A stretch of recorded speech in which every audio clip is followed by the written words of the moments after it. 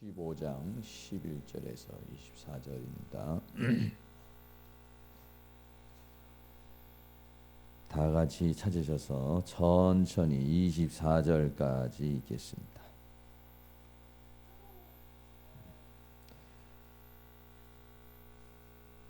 다 같이 봉독합니다. 또 가라사대 어떤 사람이 두 아들이 있는데 그 둘째가 아비에게 말하되 아버지여 재산 중에서 내게 돌아올 분깃을 내게 주소서 하는지라. 아비가 그 살림을 각각 나눠 주었더니 그 며칠이 못되어 둘째 아들이 재산을 다 모아가지고 먼 곳에 가 거기서 허랑방탕하여 그 재산을 허비하더니 다 없이 한 후 그 나라에 크게 흉년이 들어 저가 비로소 궁핍한지라. 가서 그 나라 백성 중 하나에게 붙여 사니 그가 저를 들로 보내어 돼지를 치게 하였는데 먹는 쉬엄 열매로 배를 채우고자 하되 주는 자가 없는지라. 이에 스스로 돌이켜 가로되 내 아버지에게는 양식이 풍족한 품꾼이 얼마나 많은고 나는 여기서 주려 죽는구나. 내가 일어나 아버지께 가서 이르기를 아버지여 내가 하늘과 아버지께 죄를 얻었사오니 지금부터는 아버지의 아들이라 일컬음을 감당치 못하겠나이다. 나를 품꾼의 하나로 보소서 하리라 하고 이에 일어나서 아버지께 돌아가니라.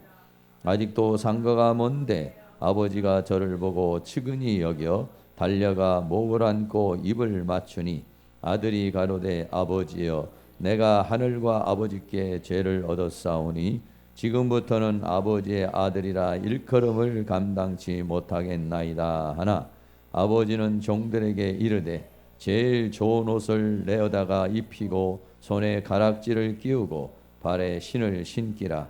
그리고 살찐 송아지를 끌어다가 잡으라. 우리가 먹고 즐기자. 이 내 아들은 죽었다가 다시 살아났으며 내가 잃었다가 다시 얻었노라 하니 저희가 즐거워하더라. 아멘. 옆 사람에게 만나서 반갑습니다. 이번에요. 은혜의 시간이 되기를 축복합니다.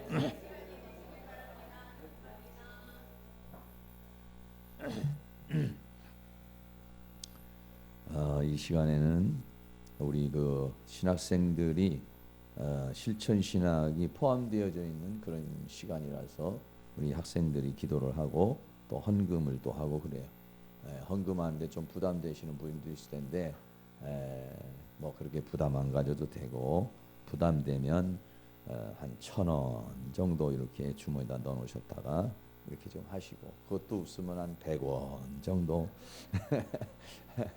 이렇게 하시고 뭐 이렇게 늘 하나님 앞에 감사한 마음으로 드리는 게 좋고 항상 그 예배 시간에는 원래가요. 항상 예배 시간에는 원래가 하나님 앞에 제물을 바치도록 이렇게 돼 있어요. 그렇기 때문에 여러분들이 그런 마음. 그래서 우리 학생들은 늘 이제 드리는 연습. 근데 우리 교회도 원래는 지금 이제 헌금 순서를 사실 안 갖고 들어오는 사람들을 그냥 이렇게 내게 하는데 사실은 좀 바꾸려고 하고 있어요. 헌금 시간을 가지려고 그러는데 왜 그러냐면 자꾸 이렇게 하나님 앞에 이렇게 헌금을 이렇게 드리는 것이 연습이 되고 좀 이렇게 훈련이 돼야 되는데 그냥 밖에다가 이렇게 하니까 좀 성의가 좀 없는 것 같기도 하고 또는 이렇게 정말 이렇게 하나님 앞에 드린다는 정말 이렇게 그런 마음이 좀 부족한 그런 부분이 많이 있어요. 옛날에 이제 우리가 이렇게 이제 하게 된 이유가 뭐냐면 소리가 이게 또 그건 이제 너무 이제 뭐 헌금 파고 이렇게 하면은 사람들이 좀 부담도 되고 막 안 낼 수 없도록 강요하는 것 같아 가지고 이제 그렇게 이렇게 했는데 그런데 사실은 뭐냐면 이제 이렇게 하나님 앞에 이제 간절한 마음으로 드리는 그런 것들이 굉장히 필요하고 그 연습이 돼야 돼요. 이렇게 늘 하나님 앞에 나올 때는 감사하고 또 그러니 늘 여러분들이 그 구약에서도 보면은 보통 사람들이 선지자에게 가가지고 하나님의 뜻을 물어본다든지 기도를 받으러 갈 때도 늘 예물을 준비하잖아요. 하나님 앞에 그런데 뭐 선지자들에게 가는데도 예물을 준비해서 이렇게 가는데 하나님 앞에 나올 때는 늘 이런 그런 마음의 자세가 굉장히 중요한 거예요. 내 마음을 드리기도 하고 또 이렇게 정성을 드리기도 하지만 물질이라고 하는 것이 자기에게 있어서 가장 그 중요한 거 아니에요. 자기가 피와 땀과 수고를 해가지고 얻은 거 하잖아요. 그렇기 때문에 그것을 드린다라고 하는 것은 내 마음이 있는 곳에 내 보물도 있다고 거기에는 그 마음이 들어가는 거거든요. 그래서 이 세상을 살면서 하나님과의 관계 속에서 이 돈신에 묶이면은 아무것도 못하는 거예요. 다시 말하면 인색한 마음이 들어오면은요, 그 사람은 아무것도 못하는 거예요. 이 돈이라는 것도 그렇고 이 내 생명도 그렇고 하나님께 왔기 때문에 하나님 앞에 드리는 거예요. 그래서 구약에서도 보면은 하나님 앞에 드릴 때도 뭐라냐면은 다 이게 하나님이 주신 것인데, 네? 주신 것인데 그걸 또 하나님 앞에 드리는 거예요. 이게요. 네? 그런 거는 꼭 어떻게 보면은 우리가 어린 아이들에게 용돈을 주고 그러면은 아이들이 과자를 사 먹는다든지 또는 아니면은 아이들이 이제 또 돈을 모아서 뭘 한다든지 뭐 이렇게 하면은 그 엄마나 아빠가 과자 좀 하나 달라고 그러죠. 그러면은 그 아이가 엄마가 준 돈으로 과자를 사왔어도 그거를 부모에게 하나 주면은 그렇게 기특해 보이고 맛있잖아요. 똑같아요. 하나님과 우리는 똑같아. 왜 그러냐면 우리 인간 존재가 하나님의 형상과 모양으로 만들어졌기 때문에 부모와의 자녀와의 관계나 우리 하나님과의 관계가 사실적으로는 똑같은 거예요. 그러니까 우리가 자녀를 키워보면은 그 자녀에 대한 마음 이게 뭐냐면 하나님 아버지가 우리를 향한 마음이다. 할렐루야. 그렇게 우리는 생각할 수 있어요. 오늘 이 탕자의 비유에서도 아버지와 그 자녀와의 그 관계에 대한 이야기를 하는데 오늘 우리가 계속해서 그 관계에 대한 그런 것들을 지금 말하고 있기 때문에 이 관계 사람이라는 게 우리나라가 이제 70년대, 80년대 이혼율이 많이 이렇게 급증을 했어요. 우리나라뿐만 아니라 세계적인 거예요. 저도 이제 처음에는 이게 우리나라만 그런 줄 알았더니 그렇지 않고 미국에서 한 70년대부터 그렇게 시작이 됐고 우리나라는 이제 88년이나 아니면 80년대 들어와서 IMF 이후에부터 이제 그런 게 시작이 됐는데 그게 전부 다 거의 다가 세계적으로 다 그렇게 돼 있어요. 지금도 쫙 올라가 있어요. 그래서 떨어지질 않고 그냥 계속 이렇게 가고 있어요. 다시 말하면 방법을 못 찾는 거예요. 지금요. 방법을 못 찾고 대안이 없는 거예요. 그래가지고 미국은 1위, 우리나라는 3위 아주 잘 달리고 있습니다. 근데 미국은 선진국이니까 우리보다는 10년, 15년 정도 앞섰으니까 거기서 이제 임상을 거친 것들 우리가 갔다가 이제 그런 부부 치유, 부부 세미나 이제 이런 것들 지금 하면서 이제 가정을 이제 지금 이렇게 살리고 있는데 세계적으로 몸살을 앓고 있는 겁니다. 지금 세계적으로 가정 해체에 대한 문제가 몸살을 앓고 더 거기에 대해서 막 연구를 하고 지금 이제 그렇게 회복을 위해서 애를 쓰고 있는 그런 건데 그런데 미국에서 연구한 게 뭐냐면 우리나라도 세 가지예요. 이혼하는 이유가 첫째 성격 차이, 둘째 돈 문제, 셋째 남자나 여자의 외도 문제. 요 세 가지예요. 요게 앞으로 갔다 뒤로 갔다. 요 세 가지 문제예요. 요 세 가지 문제가 있는데 과거에는 성격 차이라는 것이 1위였어요. 그런데 지금은 이제 조금 달라졌죠. 근데 성격 차이다, 돈 문제 때문이다. 남자가 바람을 폈다. 근데 요즘에는 남자만 안 피해요. 남자만 피는 게 아니에요. 이제 여자들도 열심히 해요. 아주 아주 이제는 여성 상위 시대잖아요. 남자보다도 더 바람이 필지도 몰라요. 지금 이제 앞으로는 모르겠어요. 이제 통계가 안 나와서 여자는 은밀하게 하고 남자는 좀 드러내게 하니까 그러니까 잘 모르는데 좀 어려움이 있죠. 그런 상황에서 있어요. 그런데 연구를 해보니까 그 성격 차이 때문에 이혼하는 게 아니고 그리고 돈 문제 때문에 그렇게 하는 건 아니고 그 사람이 삶의 방식이 틀렸다. 그 관계를 맺는 기술이 부족하다. 관계를 맺는 방법을 모르고 있다. 이런 얘기가 이제 연구가 나온 거예요. 그래서 이제 그런 것들을 이제 주제로 해서 어떻게 우리가 이 세상에 살면서 관계를 잘 맺으며 살 수 있는가 이게 이제 굉장히 중요한 그런 부분이라고 이렇게 말할 수 있어요. 근데 여성들은 관계 중심적이에요. 근데 남성들은요 관계 중심적이 아니에요. 늘 여성들은 늘 관계를 생각을 해요. 이렇게 관계를 생각하면서 살아가요. 이렇게. 근데 남자들은 관계를 중심으로 살아가는 게 아니라 일을 중심으로 살아가는 거예요. 늘. 관계보다도 더 중요한 게 일이다라고 생각하고 그 일을 해서 성공을 해야 된다. 이런 것들이 굉장히 팽창되어 있는 것이 이제 남성의 그런 그 생각이고 구조고 그리고 관심사고 이래요. 근데 여성은 늘 이렇게 관계에 대한 문제를 늘 이제 이렇게 생각을 하게 되는 것이죠. 그렇기 때문에 이제 남성들은 좀 정서적인 부분이 부족한 것이죠. 왜냐하면 인간관계라는 것은 하나의 정서적인 부분이에요. 무슨 뭐 1 더하기 1은 2다, 3 더하기 3은 6이다, 뭐 이런 관계로 인간관계가 맺어지는 것이 아니거든요. 여러 가지 그러한 경제적인 원리를 벗어나는 것이 다 인간관계라고. 때로는 손해를 보기도 하고, 때로는 억울한 일을 당하기도 하고, 때로는 막 헌신도 하고, 뭐 이런 관계 속에서 이제 이런 이제 인간관계가 맺어지게 되는데요. 오늘 이 탕자의 삶을 우리가 잘 알고 있습니다. 탕자는 작은 아들이잖아요. 그런데 아버지가 돌아가셔야 이게 원래 이게 유산을 받는 건데 너무 이게 못된 아들이죠. 아무리 그래도 돈이 필요해도 아버지가 돌아가시기 전에 아버지 먼저 내 유산 주시오. 이런 사람이 있어봐. 이놈이 나 죽기를 기다리고 있구나. 이렇게 생각할 거 아니겠어요. 얼마나 좀 불효한 그런 자녀라고 이렇게 말할 수가 있겠죠.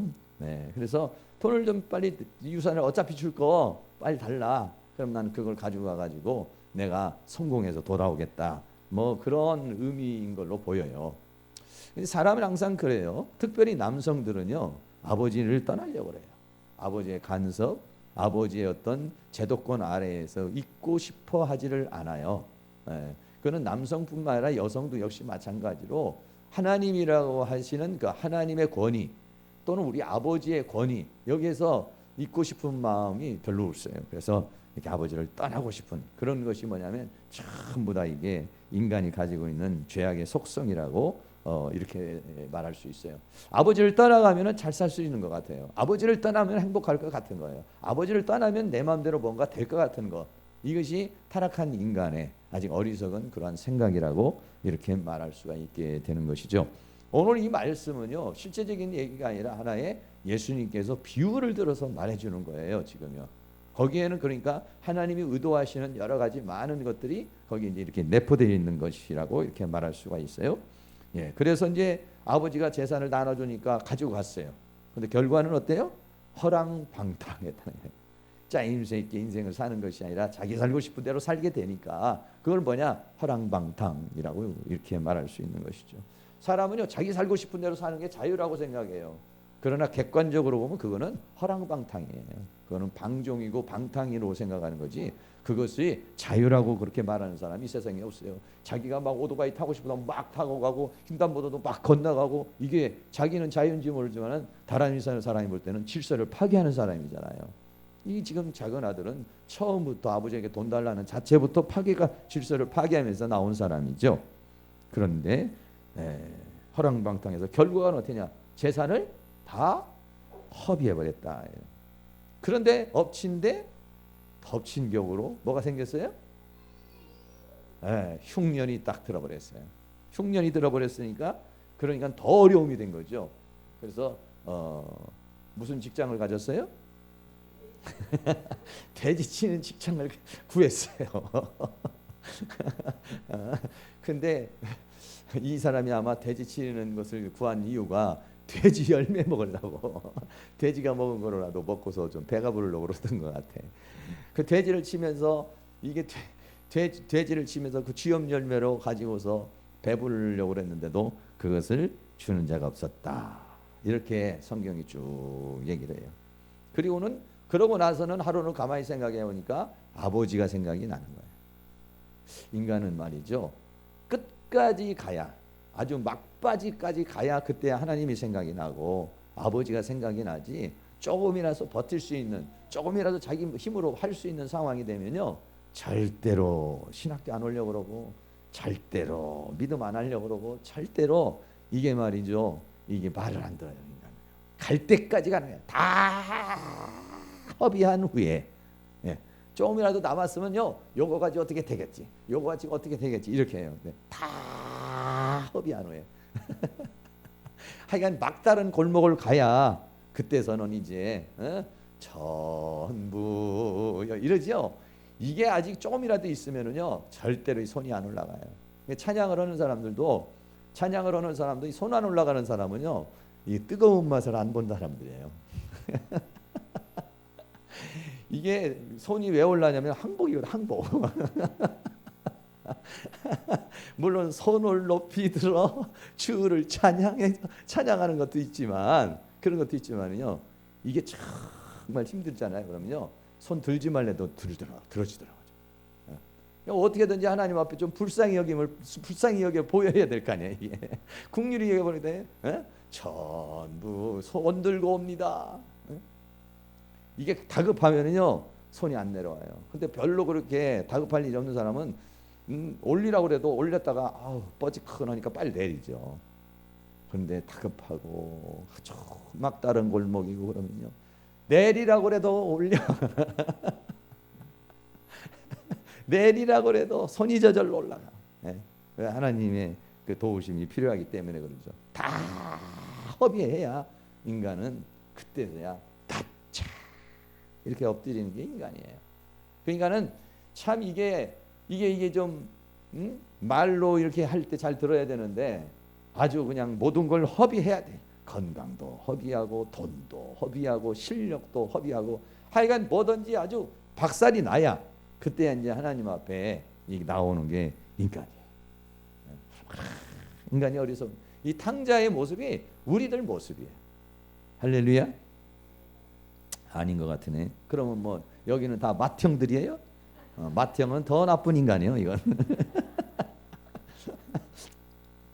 최악의 순간까지 가야 인간은 그때서야 아이고 하나님 이 소리가 나와요. 그래가지고 어떻게 했냐면 아버지가 갑자기 생각나는 거예요. 아니 잘 먹고 잘 살아봐요. 아버지 생각나나. 하나님 생각 절대 안 납니다. 아주 어려움이 다가와야, 수능 시간이 다가와야 이제 뭐 새벽 예배 나오지. 수능 끝나면 새벽 예배 싹 없어지는 거예요. 아버지께 돌아왔어요. 그리고 해결을 하고 이제 이 탕자가 돌아왔습니다. 두 번째로 아버지의 반응이에요. 탕자는 돌아올 때 아버지에게 가면 혼날 거다, 아버지가 날 받아줄까, 복잡했을 거 아니겠어요. 죄를 지은 사람의 마음이, 심정이 복잡하죠. 의외의 반응을 아버지가 보이신 거죠. 아버지가 치근히 여기면서 목을 안고 입을 맞춰주고 옷을 입혀주고 손에 가락지를 쥐고 발에 신을 신겨주고 송아지를 잡아주고 잔치를 베풀었어요. 놀랬죠. 아니 아버지 나는 그냥 품꾼의 하나면 족합니다. 왜 이러세요? 아니다. 자기도 아버지가 왜 그러는지를 모르는 거예요. 동네 사람도 왜 그러는지를 몰라. 형도 왜 그러는지를 몰라. 이유는 뭐냐? 이 아들은 죽었다가 살아났고 잃었다가 얻었기 때문이다. 할렐루야. 종들이 물었어요. 왜 이렇게 잔치를 벌이냐고. 그러니까 아버지의 이유는 뭐냐? 왜 아버지가 그렇게 그 자녀를 데리고 그렇게 하는 이유가 뭐냐? 그는 죽었다가 살아난 거하고 똑같은 거고, 내가 이걸 잃어버렸다가 다시 찾은 거하고 똑같은 거기 때문에, 그러기 때문에 이렇게 잔치를 베푸는 것이다 라고 이렇게 말하고 있는 것이죠.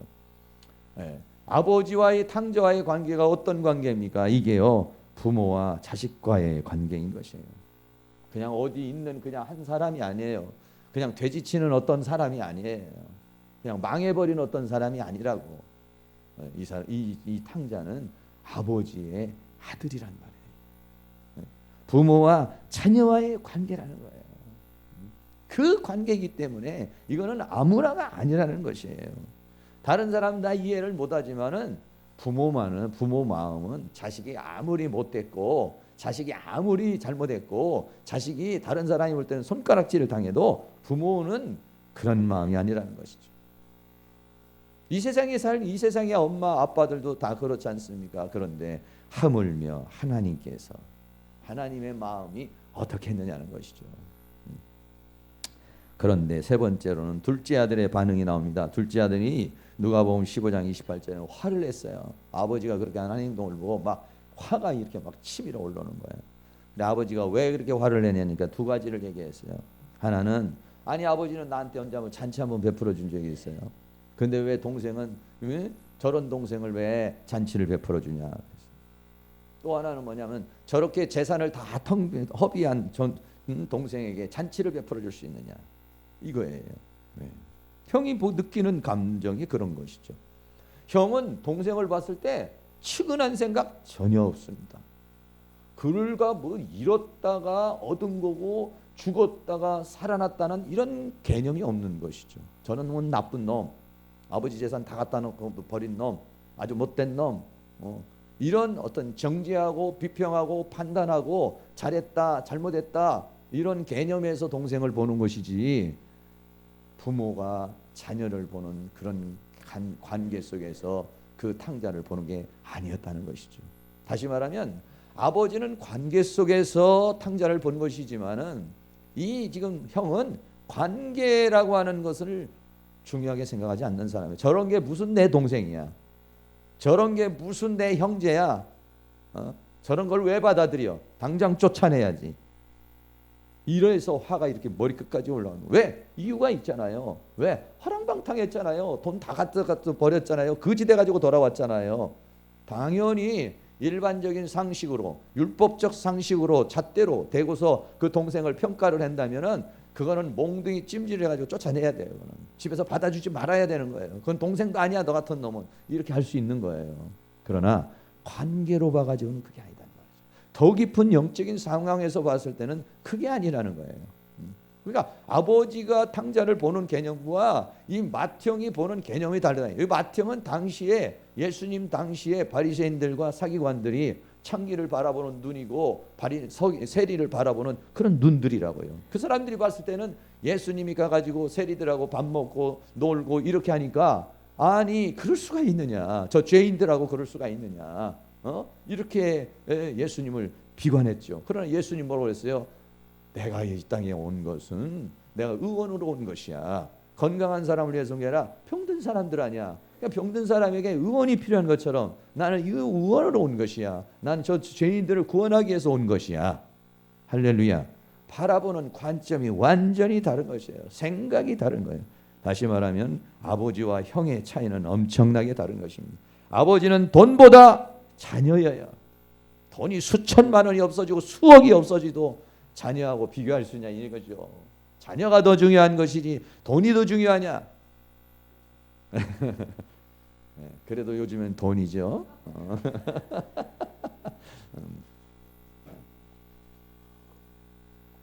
돈이 중요합니까? 자녀가 중요합니까? 그러면 여러분들도 다 자녀죠. 그러죠. 현실에서는 돈입니다.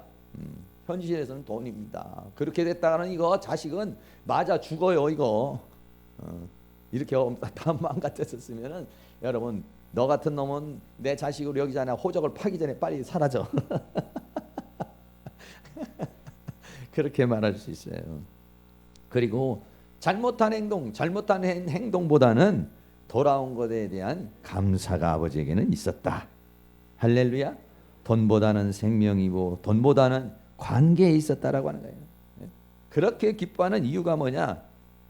이 동생은 죽었다가 살았고 내가 잃었다 얻었기 때문에 즐거워하고 기뻐하는 것이 마땅하다고 누가복음 15장 32절에 그렇게 말하고 있어요. 그걸 내가 번역을 해봤어요. 내 번역을 해봤어요. 이렇게 써봤어요. 이 동생은 죽었다가 살아난 것이고 잃었다가 다시 찾은 것인데 그깟 돈이 뭐가 그리 대단하냐? 허랑방탕한 죄가 뭐가 그리 대수냐? 살아왔으면 됐지. 돌아왔으면 된 거지. 돈은 또 벌면 되는 것이지. 이러한 가정을 통해서 내 동생은 새롭게 태어날 것이야. 돈은 잃었지만 사람은 찾은 것 아니냐? 이렇게 한번 해봤어요. 본 마음은 아니고 아마 저도 옛날 같았으면은 아마 몽둥이 들고 나갔을 거예요. 이놈은 아주 뼈를 못 치게 맞아야 된다. 아주 정말 따끔하게 혼을 내줘야 된다. 아니 이런 놈은 아주 나가서 고생 좀 해봐야 된다.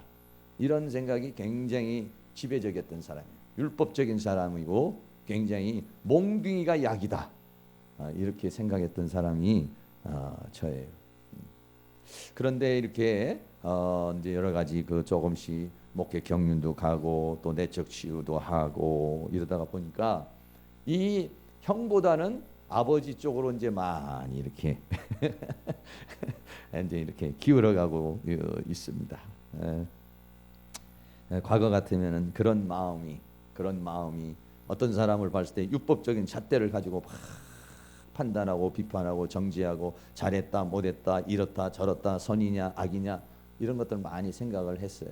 그런데 이제는 은혜로서 사랑으로서 어떻게 그 사람을 측은히 보려고는 이제 그런 마음을 이렇게 이제 많이 가지려고 많이 이제 노력을 하고 있습니다. 어떤 사람이 말이죠, 생일이 됐는데 꿩을 한 마리를 갖다가 선물을 받았어요. 그리고 1년 6개월 동안 이 꿩을 갖다가 키웠다고 그래요.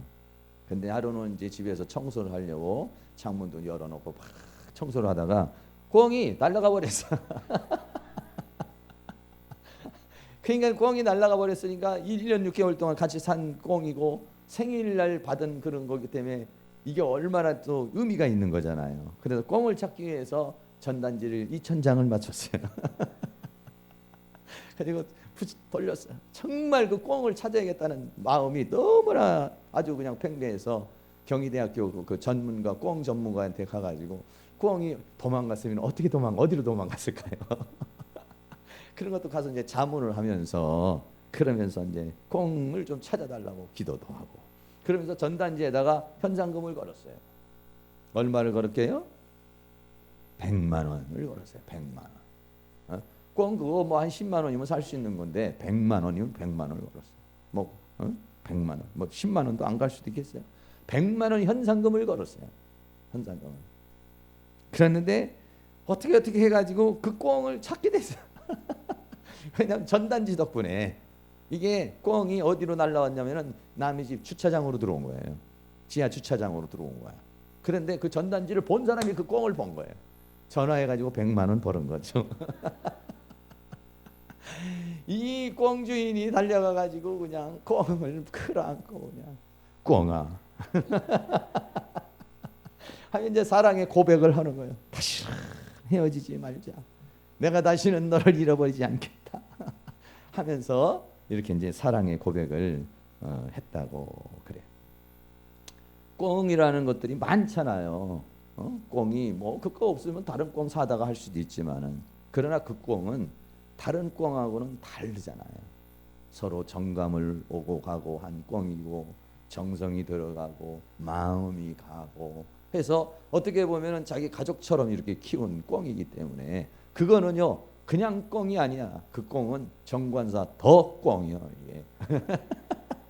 꿩, 그 꿩이라고 그 꿩. 다른 꿩이 아니야. 그 꿩이라고 얘기해요.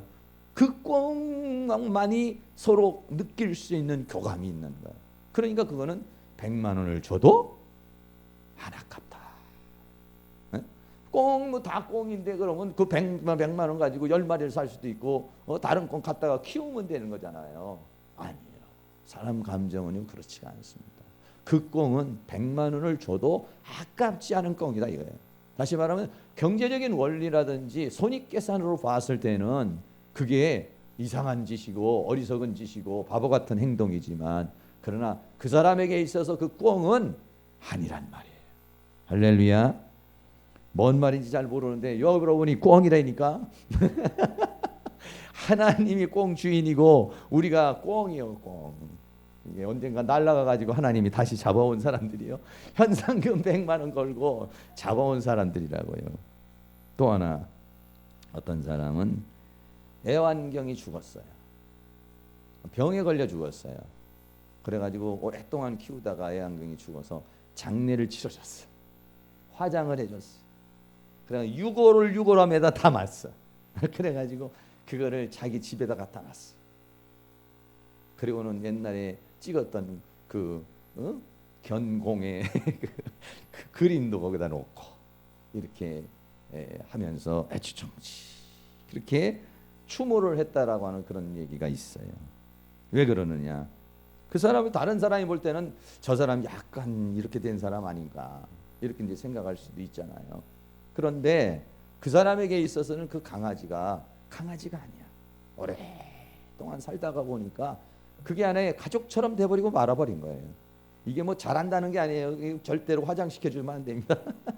그게 아닌데 뭐냐면은 그게 그 사람의 마음이 그렇다는 거예요. 마음이.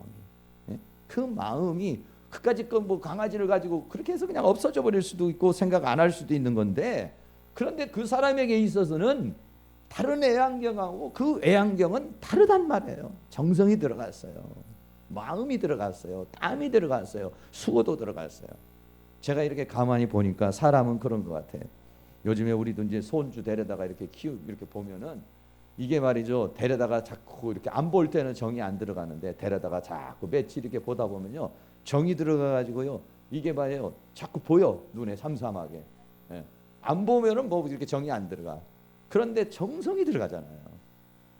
이유식도 뭐 사모님 뭐 이유식 해준다, 뭐 해준다, 서울까지 데렸다가 갖다 줬다가 이렇게 하잖아요. 그러니까 그 정성이 들어가니까 이거는 다른 것하고는 틀린 거예요. 이게 지금 마음이 오가고 정이 오가고 사랑이 오가고 이러니까 이게 다르다라고 하는 것이에요. 오늘 누가복음 15장에 보면은 이 탕자의 비유 전에 드라크마 비유와 그 다음에 이 양에 대한 그런 비유가 있어요. 양이 100마리가 있어요. 그런데 그 중에 한 마리를 잃어버린 거예요. 한 마리를 잃어버렸는데 99마리를 놔두고 한 마리를 찾으러 갔다는 거예요. 이게 일반적인 상식으로서는 바보 같은 행동이에요. 아니 99마리를 잘 지켜야지. 그 한 마리 잃어버렸다고 그걸 찾으러 가면 되겠냐고요. 99마리 잘 키우고 한 마리 어떻게든 잊어버렸으면 그냥 끝내버려야 되는데, 그 양이 그냥 양이 아니고 목자와 양과의 관계 속에서 그냥 양이 아니기 때문이라는 거예요. 그렇기 때문에 그 양을 찾으러 가가지고, 근데 그걸 찾았는데 너무 기쁜 마음으로 돌아왔다라고 이렇게 비유를 말해주는 거예요. 또 하나는 드라크마 얘기예요. 10드라크마가 있어요. 10드라크마인데 하나를 잃어버렸어요. 어떻게 하다가. 근데 그 드라크마가 요즘 돈으로 계산하면 한 5만 원 정도 왔다 갔다 하는 그런 돈이에요. 그게. 5만 원 이걸 찾았어요.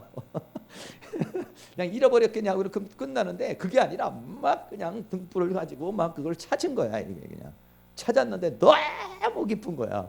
그래가지고 동네에 있는 버드하고 친구들 다 불러가지고 잔치를 했는데 얼마 들었냐? 30만 원 들었어요. 그런데 이게 돈으로 계산하는 것이 아니라 너무 그 찾은 기쁨이 너무 좋다는 거예요. 너무. 하물며 양도 그렇고 그리고 드라크마도 그런데 사람이야 어떻겠냐 하면서 탕자에 대한 비유를 우리에게 얘기를 해주고 있죠. 사람이 이 세상에 살면서 손익계산으로 경제적인 원리로만 계산하면서 살아가는 것은 아니에요. 사실 어떤 면에서 보면 탕자를 받아주는 이 아버지는 너무 어리석인 거고 너무 바보 같은 행동이라고 그렇게 말할 수가 있겠어요. 그러나 인생을 살아가는데 다 그렇게만 살아가는 것은 아니죠. 엊그저께 29일 날 세월호에서 197일 만에 수습된 그 시신이 있었어요. 그게 단원고에 사는 2학년 황지연이라고 하는 학생이 17살입니다. 이 부부가 이 아이가 올 때까지 밥을 먹으면서 매일 아침에 그 아이의 그 밥도 상에다가 차렸다는 거예요. 그런데 29일 날이 무슨 날이냐면 이 아이의 생일이었다는 거예요. 생일. 그래가지고 그날도 역시 마찬가지로 이제 뭐 우리 기독교하고는 좀 다른 거지만 그 아이가 이제 좋다는 미역국하고 케이크 가지고 사고 그러고 이제 뭐 과자도 사고 이래가지고 이제 생일상을 아침에 이렇게 차리면서 그러면서 그 딸을 갖다가 추모하고 있었다는 거죠. 그런데 저녁 8시 45분에 이 아이가 발견이 된 거예요. 그리고 시신이 수습이 된 거예요. 그래가지고 이 엄마 아빠가 그 진도에 있는 그 팽목항에서 197일을 거기서 산 거예요. 6개월이 넘는 7개월 가까이를 살아온 거 아니겠어요. 그러면서 그 딸을 그렇게 기다렸는데 이 딸이 또 두 사람이 이 말이죠. 이게 7년 만에 얻은 외동딸이라고 그래요. 하늘도 무심하시지 그래. 참. 아니 7년 만에 얻은 딸을 갖다가 그 외동딸을 갖다가 그렇게 잃었으니 얼마나 마음이 그렇겠어요. 정말 우리는 생각할 때 그냥 세월호 사고 나서 죽은 누구로만 생각하지만은 그 엄마 아빠에게 있어서 그 황지연이라는 아이는 다르잖아요. 7년 만에 그 아이를 낳게 된 것이고, 그 아이에 대한 희망과 그 아이에 대해 쏟아부은 정성과 그 아이에 대한 관계와 이런 모든 것들이 있기 때문에 정말 그 백목항을 떠날 수가 없는 거예요. 먹고 사는 것도 문제고 여러 가지가 문제지만은 그 다른 사람은 떠나고 다른 사람은 잊혀져 가고 있지만은 그 두 사람은 아침마다 그 딸을 밥을 하나씩 자기들 먹을 때마다 하나씩 놓아가면서 그 아이가 시신이라도 수습되기를 바라는 그런 마음으로 있었다라고 하는 것이죠. 바로 그 사람에게 있어서는 우리하고는 다른 감정이에요. 다른 관계예요. 왜? 부모와 자녀. 우리는 그냥 사고당한 어떤 아이지만은 그 부모에게서는 부모와 자녀와의 그런 관계다, 이런 얘기입니다. 오늘 하나님과 우리와의 관계, 하나님과의 탕자와의 관계, 이런 관계는요, 이 관계는 이게 우리들의 과의 그런 관계인 것이죠. 하나님이 만약에 우리를 손익계산적으로 우리를 계산해가지고 우리를 만약에 다루신다면 정말 여기에 남아있을 사람이 딱 한 사람밖에 없을 것 같아요. 나는 벌써 사라졌고. 왜? 하나님이 계산을 해볼 때 너는 이미 틀렸어. 그렇게 말도 안 듣고 그렇게 범죄하고 그렇게 그냥 행동하는 너 같은 인간은 너는 아니야. 이미 지워버렸을 거예요. 하나님께서 참아주시고 기다려주시고, 어떻게 보면은 정말 너무 바보같이, 너무 어리석게, 너무 계산 안 되게, 정말 꽁 찼는데 100만 원 주는 사람이 어디 있어요? 정말 말도 안 되는 그런 사랑을 하나님께서는 우리에게 주시는 것이죠. 우리는 이렇게 사역을 하고 전도도 하고 그러면서 때로는 너무 지치고, 때로는 열심히 전도해가지고 데려다 놓은 사람이 어느 날 바람과 함께 사라져버린 사람들이 있어요. 그러면 우리도 이놈의 초청잔치 아니라고, 어떨 때는 100만 원도 들고 50만 원도 들고 이러는데, 이거 하여간 뭐야, 와가지고 밥만 똘꼬닥 먹고 선물만 받아가고 얼마 안 있다가 안 오니까 아주 그냥 마음이 상할 때도 있고, 이거 정말 우리가 다 허비하는 거 아니야? 이거 헛수고하는 거 아니야? 이럴 때가 우리 사실은 많이 있고, 또 누군가를 위해서 언신하고 희생을 하는데도 불구하고 그 사람이 정말 알아주지 못하고 오히려 우리가 힘든 경우가 또 우리가 많이 있어요. 그렇게 되어질 때마다 우린 또 그걸 손익계산을 하는 것이죠. 내가 이거 정말 잘하는 건가? 이거 잘못하는 건가? 내가 이거 정말 너무 손해보는 거고 내가 너무 이게 정말 바보같이 행동하는 거 아닌가? 우리도 때로는 그렇게 생각을 하게 될 때가 많이 있어요. 그런데 하나님은 우리에 대해서 너무 계산이 없으신 거예요. 하나님의 우리에 대한 그 사랑이라는 것은 너무 계산이 없어요. 왜? 에베소서 2장 1절에 보면은 죄와 허물로 죽었던 너희를 살렸다. 다시 말하면 완전히 폐차가 돼버렸어요. 써먹을 수가 없어. 고칠 수가 없어. 본질상 진노의 자녀야. 그런데도 불구하고 거기에 투자를 하시고 관심을 가져주시고 그거를 고친다고, 그거를 수리한다고 오늘도 그거를 망치질하고 있고 그거를 도라이발질을 하고 있는 게 하나님이시란 말이에요. 우리 같으면 벌써 때려쳐버리고 벌써 버려버리고 저러는 놈의 인간, 고칠 수가 없어, 저런 놈의 성격, 저런 놈의, 이렇게 우리는 생각할 수 있는데 하나님은 포기하지 아니하시고, 할렐루야, 포기하지 않는 우리 하나님, 나에 대한 기대와 나에 대한 사랑을 내려놓지 않고 끝없는 사랑으로, 끝없는 사랑으로 오늘 우리에게 다가오셔서 우리를 이렇게 지금까지 끌어왔으니까 우리 여기 살고 있었지, 우리가 범죄하고 자기 멋대로 살 때 하나님이 네 멋대로 살아버리와 끊어버렸더라면 우리는 여기 남아있는 사람이 한 사람도 없어요. 딱 한 사람밖에 없어요. 누군지는 모르지만 하나님의 사랑은 무조건적인 사랑, 불강력적인 사랑, 끝없는 사랑, 자기의 모든 것을 주는 사랑, 계산 없는 사랑. 세상의 도덕, 윤리, 율법, 어떤 법 모두가 다 도둑놈이야, 저건 나쁜 놈이야 해도 하나님만은 품어주시고 하나님만은 받아주시는 분, 저 사람 모든 사람이 저 사람은 안 되는 사람이야, 포기해버려야 될 사람이야 해도 하나님은 그럼에도 불구하고 우리를 감싸주시고 너는 내 자녀라고, 할렐루야, 그렇게 해주시는 분이 바로 하나님이신 줄로 믿습니다.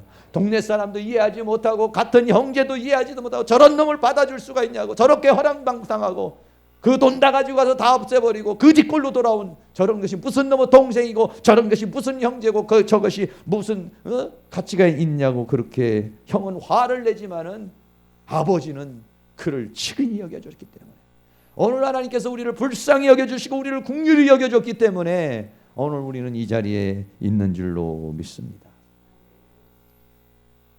어떻게 보면은 바보 같은 사랑이고 어리석은 사랑이고 우리 사람으로서는 이해하기 어려운 그런 사랑을 하나님이 베풀어 주고 있는 것을 생각해요.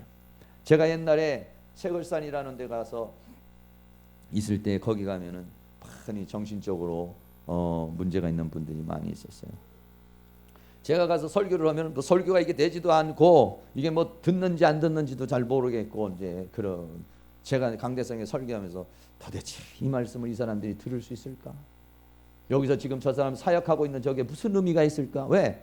거기다가도 어느 때는 그냥 도망가서 마을에 가서 다시 또 데리고 와야 되고, 또 어떤 사람은 뭐 막 그냥 자해를 하는 사람도 있고 뭐 이래요.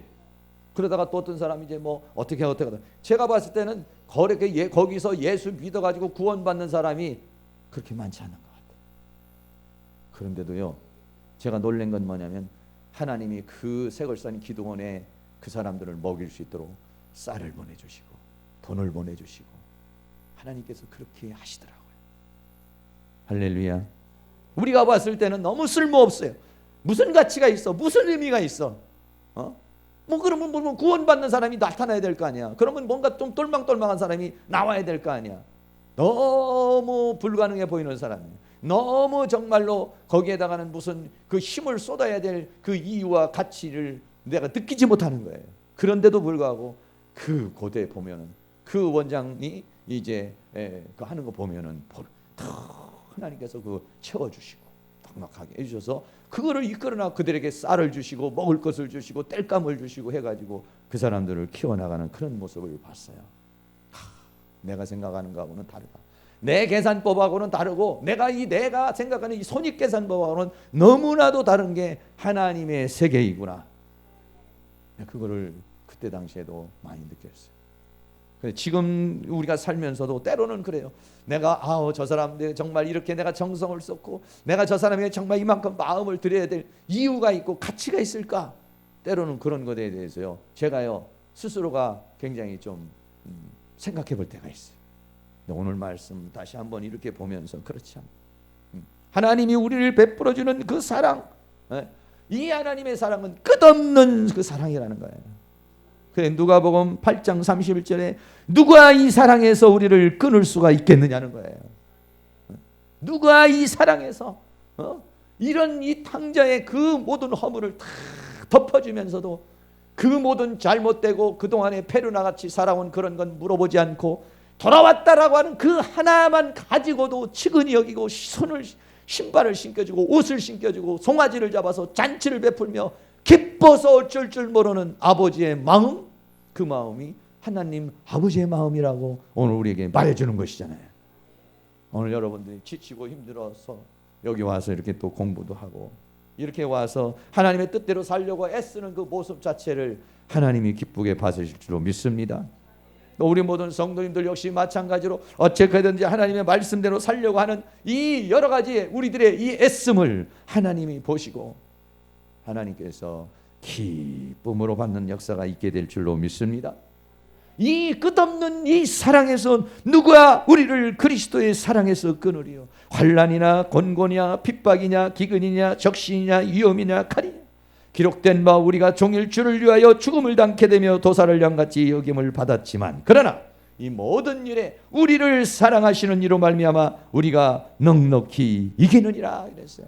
내가 확신하노니 사망이나 생명이나 천사들이나 권세자들이나 현재일이나 장래일이나 높음이나 이 기쁨이나 다른 어떤 피조물이라도 우리를 우리 주 이 그리스도 예수 안에 있는 하나님의 사랑에서 끊을 수가 없으리라 그랬어요. 할렐루야. 이 세상이 어떤 것으로도 사단의 우는 사자와 같이 덤비려고 그러는 네로 황제와 같은 그런 핍박에서도 북한에 있는 그런 공산주의의 치하의 그런 그 끔찍한 그런 살인적인 것들, 이슬람이 이 사람들이 예수 믿는 사람 보면 그 자리에서 목을 따다닥 베어버립니다. 팔다리 다 잘라버립니다. 끔찍할 정도로 그렇게 그 사람들은 그렇게 해요. 그런데도 이 사랑에서 끊을 수는 없다, 이런 얘기죠. 할렐루야. 이 세상에서 부모와 자녀 간의 관계보다도 더 깊은 관계가 어디 있겠습니까? 그러나 하나님은 속성 자체가 사랑이십니다. 속성 자체가 사랑이시기 때문에 우리를 그 사랑하는 그 사랑이야말로 우리들이 정말 헤아리기 어려운 그런 사랑이라고 말할 수 있어요. 결론적으로 말씀을 드려요. 요한복음 12장에 보면 옥합을 깨트리는 여인이 나옵니다. 자기가 일평생 모았던 옥합을 예수님 발 앞에 깨트린, 그리고는 자기의 머리털로 예수님의 발을 갖다가 닦는 모습이 요한복음 12장에 나옵니다. 가룟 유다가 화를 냈습니다. 여기 꼭 다니면 이렇게 화내는 사람이 있어요. 우리 여기에는 화내는 사람 없기를 축복합니다. 신령한 눈을 뜨시고 믿음의 눈으로 봐야지 화를 내. 아니 왜 그렇게 헌신을 그렇게 허비하냐고. 아니 왜 이렇게 쓸데없는 데다가 이렇게 행동하느냐고. 이렇게 화내는 사람이요 우리들한테도 있어요. 가룟 유다처럼 화를 냈습니다. 아니 그걸 왜 거기다 이렇게 허비하냐. 그것을 갖다 300대리온에 팔아가지고 가난한 사람에게 나눠주면 좋은 거 아니냐고 그렇게 말했습니다. 네, 허비로 보였습니다. 예수님께서 우리에게 대한 사랑, 아버지가 탕자에게 주는 사랑도 아들이 볼 때는 너무 큰 허비였습니다. 너무 바보 같은 아버지의 행동이었습니다. 마을 사람도 동생도 누구도 이해할 수가 없었습니다. 그러나 그것으로 인하여 그 탕자가 누구입니까? 우리 모든 이방인들 아니겠습니까? 할렐루야. 쓸모없는 나라 같고 정말 불모지와 같은 이 대한민국이었지만 하나님께서 선교사들을 통해서 이 대한민국 처음 왔을 때야 이 대한민국이 정말 예수 믿을 것이라고 상상이나 했겠습니까? 130년 전에 그 선교사들이 왔을 때는 이 땅이 정말로 거룩한 나라가 되어서 세계를 향하여 선교의 그 박차를 1위를 할 그럴 나라로 누가 봤겠습니까? 조선이라는 나라, 이 조그마한 나라가 그렇게 하나님의 역사를 이룰 것이라고 누가 그렇게 생각했겠어요? 그런데도 불구하고 이 대한민국에 복음의 씨가 뿌려지게 됐더니 인구 비례적으로는 선교사를 가장 많이 파송하는 나라가 대한민국입니다. 에볼라라고 하는 병이 요즘에 아주 극심하게 이렇게 그거는 정말 치료도 없고 죽는다는 병이잖아요. 뉴스에 나왔습니다. 그 에볼라라고 하는 그 병을 가지고 가서 현지에 가가지고 간호할 사람을 뽑았습니다. 뽑는 사람들은 정말 몇 명이 나올까? 왜? 간호사들도 감염이 돼가지고 죽게 되는 상황이 됐으니까. 그런데 말이죠, 뽑는 인원수보다 넘쳐난 나라가 대한민국이에요. 대한민국이란 이 나라가 어떻게 보면은 희망이 없어 보이는 것 같지만은 또 한편에서는 말이죠, 그렇게 자기 자신을 내어놓고 자기의 생명보다도 자기의 가족보다도 그리고 그것보다도 자기를 내어놓는 그런 헌신적인 사람이요 의료진에서 더 많았다는 거예요. 그 중에 추려야 된다는 거예요. 또 지금도 막 자꾸만 신청이 들어온다는 것입니다. 그거는 어떤 사람들이 그래요. 그건 계산으로 안 되는 거예요. 그거는요. 하나님의 은혜로 되는 것이고 하나님의 사랑으로 되는 역사가 있게 되는 것인 줄로 믿습니다. 세상은 그런 사람들에 의해 바뀌어지는 것이라고 우리는 그렇게 말할 수 있어요. 저도 제 자신을 생각할 때 나라고 하는 존재가 만들어지기까지 얼마나 많은 사람이 눈물을 흘리고 얼마나 많은 사람이 나를 위해서 애를 썼겠는가 이런 걸 생각을 많이 해요. 때로는 내가 많은 사람에게 시험도 들게 하고 내가 많은 사람에게 어려움도 주고 많은 사람에게 그 도움을 받아서 오늘 제가 된 거기 때문에 나의 나 된 것은 하나님의 은혜라고 바울이 말한 것처럼 우리 모두가 다 하나님의 그런 뜨거운 사랑이 있었기 때문에 포기하지 않는 끝없는 사랑이 있었기 때문에 오늘 우리가 여기 다 있게 된 줄로 믿습니다. 그 사랑을 받은 우리들이 큰 형처럼 그렇게 정지하고 비평하고 판단하고 저런 건 안 돼 이런 건 안 돼 그 하나님의 큰 사랑을 그런 사랑을 받아가지고 구원받은 우리가 율법의 잣대를 가지고 바리새인처럼 외식하는 모습으로 그렇게 하고 있다라고 한다면 우리도 똑같은 이 형하고 같은 사람이라고 말할 수가 있겠죠. 주님이 끝없는 사랑으로 내가 구원받았으니 우리도 끝없는 사랑을 할 수 있는 은혜가 일어날 수 있기를 주의 이름으로 축원합니다. 주님의 마음, 내 마음, 주님의 그 마음을 가지고서 우리가 살아갈 수 있다면 거기가 천국이고 또 하나님의 역사가 이루어지는 곳이라고 말할 수 있겠습니다. 우리의 인간관계 힘들어요. 그러나 하나님이 나를 향한 그 관계 속에서 내가 결국은 십자가 밑에 무릎을 꿇는 거잖아요. 내가 무한한 사랑과 무한한 관심과 무한한 희생을 줬을 때 그 관계는 회복될 줄로 믿습니다. 아주 최상의 관계가 맺어지게 될 줄로 믿습니다. 그런 은혜가 일어날 수 있기를 주의 이름으로 축원합니다.